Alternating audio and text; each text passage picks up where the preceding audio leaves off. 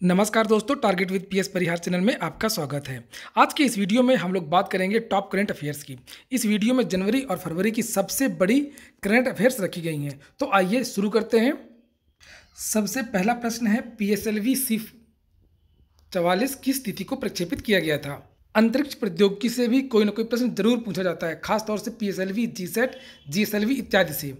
तो विकल्प इस तरीके से हो सकते हैं: 15 जनवरी 2019, 24 जनवरी 2019, 5 फरवरी 2019 और 28 जनवरी 2019। इसका सही उत्तर है 24 जनवरी 2019। पीएसएलवी C-44 जो है ये 2 सैटेलाइट भी ले गया था, एक माइक्रोसैट R और दूसरा कलामसैट। माइक्रोसैट है ये डीआरडीओ के लिए है, सुरक्षा के लिए है। कलामसैट को विद्यार्थियों ने तैयार किया था। तो ये भी पूछा जा सकता है कि पीएसएलवी C-44 के साथ में कौन कौन से उपग्रह गए थे। तो याद रखिए, माइक्रोसैट R और कलामसैट ये 2 उपग्रह गए थे।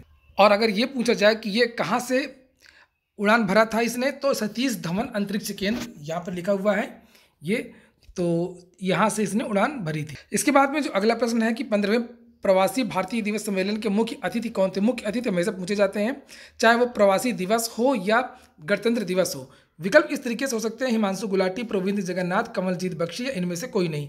इसका सही आंसर है मॉरिशस के राष्ट्रपति प्रविंद जगन्नाथ। इनके पिताजी अनिरुद्ध जगन्नाथ भी वहाँ के राष्ट्रपति रहे और प्रधानमंत्री भी रहे। ये देख लीजिए, यही हैं प्रविंद जगन्नाथ। इसके बाद में जो अगला प्रश्न है कि भारत के 70वें गणतंत्र दिवस समारोह में मुख्य अतिथि थे। जब भी भारत का गणतंत्र दिवस जो 26 जनवरी को मनाया जाता है, उसमें हमेशा किसी को मुख्य अतिथि बनाया जाता है, किसी देश के राष्ट्रपति या प्रधानमंत्री को। विकल्प इस तरीके से हो सकते हैं: Anirudh Jagannath, Sheikh Hasina, Cyril Ramaphosa, Prince Salman. इसका जो सही आंसर है वो है दक्षिण अफ्रीका के राष्ट्रपति साइरिल रामाफोसा। ये देख लीजिए, यही है साइरिल रामाफोसा। ये मंडेला की नीतियों के समर्थक माने जाते हैं।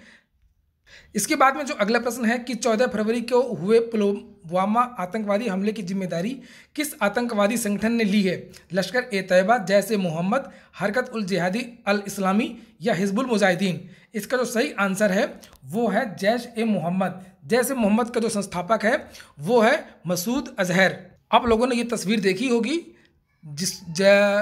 यही है मसूद अजहर, जैश ए मोहम्मद का संस्थापक है। ये पाकिस्तान में रहता है। आप लोगों ने इसके बारे में बहुत कुछ सुना होगा। इसने बहुत सारे कांडों को भारत में अंजाम दिया है, जैसे कंधार विमान हाईजैक और संसद में जो हमला हुआ था उसमें भी जैश ए मोहम्मद का ही हाथ था। इसके बाद में अगला प्रश्न है कि 12 से 16 फरवरी के बीच में आयोजित ईरानी ट्रॉफी 2019 का विजेता देश है।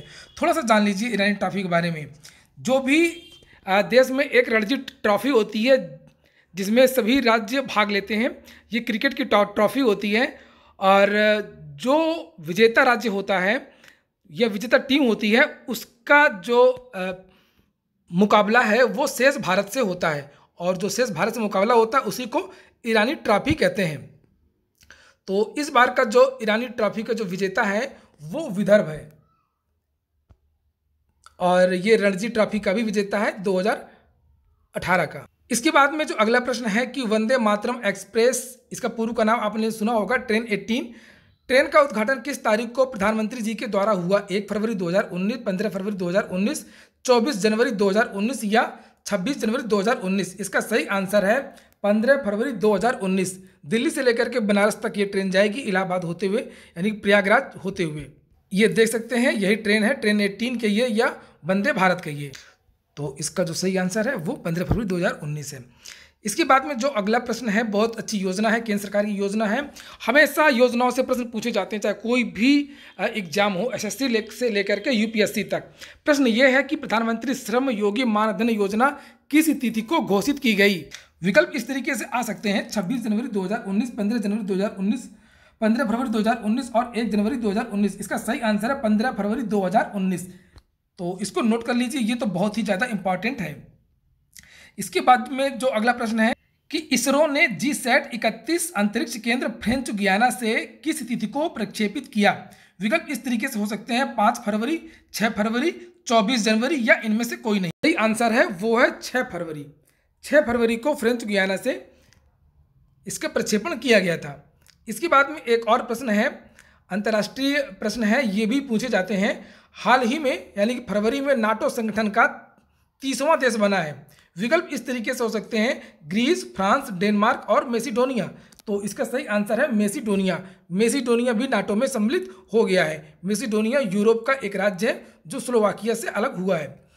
इसके बाद में जो अगला प्रश्न है कि वैश्विक भ्रष्टाचार सूचकांक 2018 में भारत का कौन सा स्थान है। तो ये भी बहुत महत्वपूर्ण सूचकांक है, सूचकांक से प्रश्न पूछे ही जाते हैं। तो भारत का जो स्थान है वो 78वां स्थान है और जो पहला स्थान है वो डेनमार्क का है। इसके बाद में अगला प्रश्न है कि जनवरी में आयोजित ऑस्ट्रेलियाई ओपन 2019 एकल पुरुष विजेता कौन है। राफेल नडाल, नोवाक जोकोविच, रोजर फेडरर या इनमें से कोई नहीं। जनवरी में जो ओपन होता है वो ऑस्ट्रेलियाई ओपन होता है, इसी से शुरुआत होती है और इसके जो विजेता हैं वो है नोवाक जोकोविच। ये सर्बिया के रहने वाले हैं। इन्होंने राफेल नडाल को हराया है। अगर ये पूछा जाए कि इसमें महिला एकल की विजेता कौन है तो वो है नाओमी ओसाका। ये नीचे लिखा हुआ है, इसको देख लीजिए। नाओमी ओसाका ये जापान की हैं और इन्होंने पेट्रा क्विटोवा को हराया है। इसके बाद में जो अगला प्रश्न है कि हाल ही में 1 जनवरी 2019 से यूनेस्को से बाहर होने वाले 2 देश हैं। विकल्प इस तरीके से हो सकते हैं, अमेरिका और इजराइल, पाकिस्तान और ईरान, उत्तर कोरिया और सीरिया, चीन और लाओस। इसका सही आंसर है अमेरिका और इजराइल। अमेरिका और इजराइल ने इससे बाहर होने के लिए आवेदन किया था जो 1 जनवरी 2019 से प्रभावी हो गया था। अमेरिका में आरोप लगे थे इजराइल का पक्ष लेने के। दोस्तों अगर ये वीडियो आपको पसंद आते हो या आपके काम के हो तो वीडियो को लाइक अवश्य कर दिया करें, जिससे मैं आप लोगों को इसी तरीके का और अधिक वीडियो बना सकूं। अगर आप लोग लाइक नहीं करेंगे तो मैं करंट अफेयर्स की वीडियो नहीं बनाऊंगा। इसके बाद में जो अगला प्रश्न है, केंद्रीय सांख्यिकी कार्यालय CSO, सेंट्रल स्टैटिस्टिक्स ऑर्गेनाइजेशन इसे कहते हैं, इसके द्वारा चालू वित्त वर्ष 2018-19 में GDP वृद्धि दर अनुमानित की गई है।